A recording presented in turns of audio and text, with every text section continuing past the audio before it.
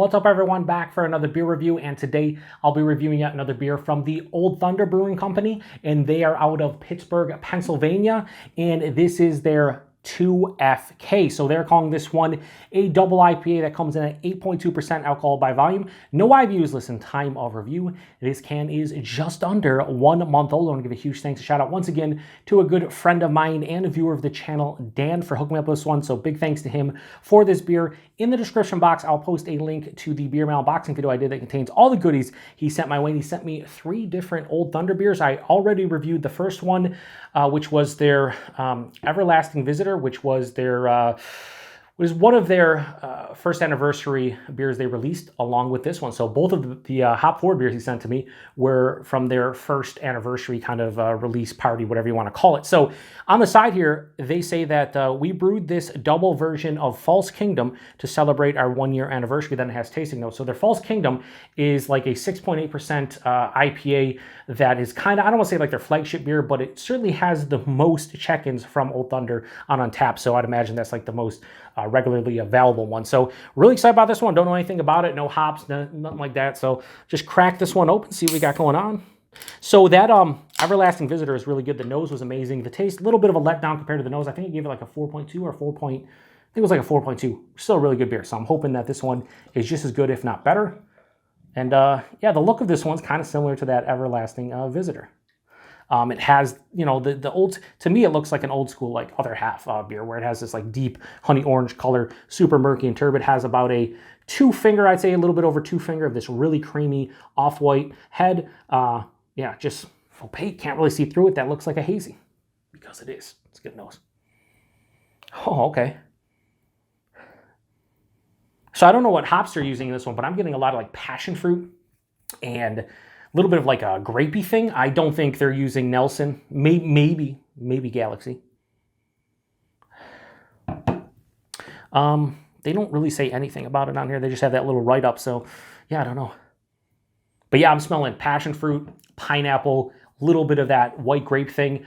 Big citrus too, like sweeter, like tangerine and, dare I say, ruby red grapefruit. Has a sweet, really juicy vibe to it, but then there's this greenness on the back. I wouldn't necessarily say like hop burn, but it has like this like green kind of like stalk, kind of like a tomato, not necessarily a tomato stalk, but just like pulling weeds, like just has like a fresh outdoor kind of aroma to it. A little bit of like a bubblegum yeast thing that, again, this is my second beer, didn't get in the first one, so kind of different, kind of like treehouse-esque. Yeah, really nice, earthy, green, fresh. That's what it smells like. Yeah, it smells fucking awesome. Let's get into it. Cheers, everybody. Thanks again, Dan.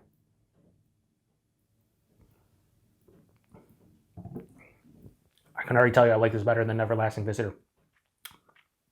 Ooh. What's that taste on the back of the palate? That's fucking unique.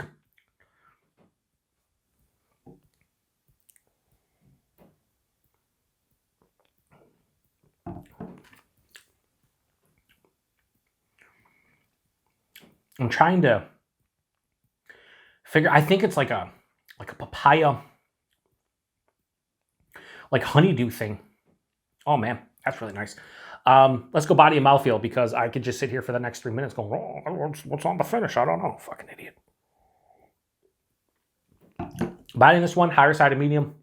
Nice for 8.2%. The mouthfeel, super creamy, super smooth, soft on the palate. Enough carbonation to let you know it's carbonated and it's a beer, but man, body and mouthfeel for Old Thunder, pretty good so far.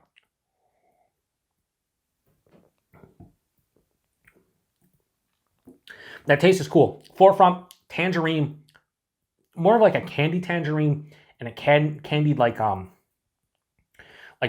would say like a pink grapefruit.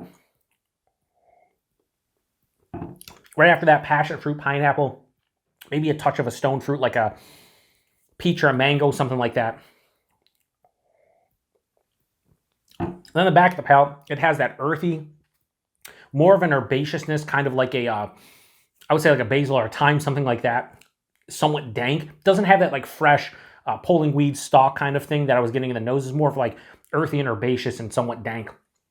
It finishes semi-dry with a moderate bitterness, but even though it's moderately bitter on the back palate and it's semi-dry, that honeydew melon kind of papaya weird thing. I'm saying that's what I think it is because I'm having trouble kind of decipher exactly what I'm tasting on the finish. Just let it be known that the finish is quite good. 8.2%. You can't taste the alcohol. There's not even a warming in the chest. Hides it extremely well. This is like one of those Hot Butcher 7.5% beers or an 8% double IPA from other half where it's fucking straight voodoo because you don't taste it. This to me is better than Everlasting Visitor. How much better? Probably like a quarter point better, honestly. I think, I can't remember, I just did it, whatever it was, 2 or 3 days ago. But that beer, the nose was better than this beer, but the taste was a bit of a letdown. It was like everything in the nose but dialed back quite a bit. The body and the mouthfeel made up for the lack of flavor, which is why I bumped it in the low 4.25 range. With this one, everything that I'm getting, including the body and mouthfeel, it starts out like a 4.25 and just raise it from there. And the taste carried over almost to a T. It's fucking delicious. Hides the alcohol well. This is a fucking great beer. So, Old Thunder, kudos to you on this as one of your anniversary beers. 2FK. Yeah, this is great. So, thanks, Dan, for sending me not only the Brew Gentleman beers and the Old Thunders, but everything in general. But I'm really happy to be able to try something like this. I am going to give 2FK from Old Thunder. I'm going to give that a low 4.5 out of 5 and go 4.45. Why?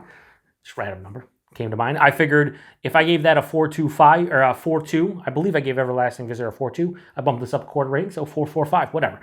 It's in the 4 or 5 range, and it's delicious. Price point availability, I believe this and the Everlasting Visitor were $20 a 4-pack at the brewery, and I don't know availability, so Dan, this is where you come in. I don't know if they get any distro or if it's just strictly at the brewery, but yeah, I think so far, Old Thunder's like 2 for 2.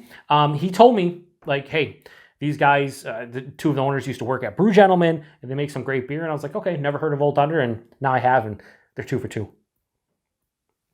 Yeah, if you had this one before, let me know what you think about this beer specifically, but any of them. I do have one more from them. Like I said, it's their Smoked Midnight Blue. I think it's a smoked porter.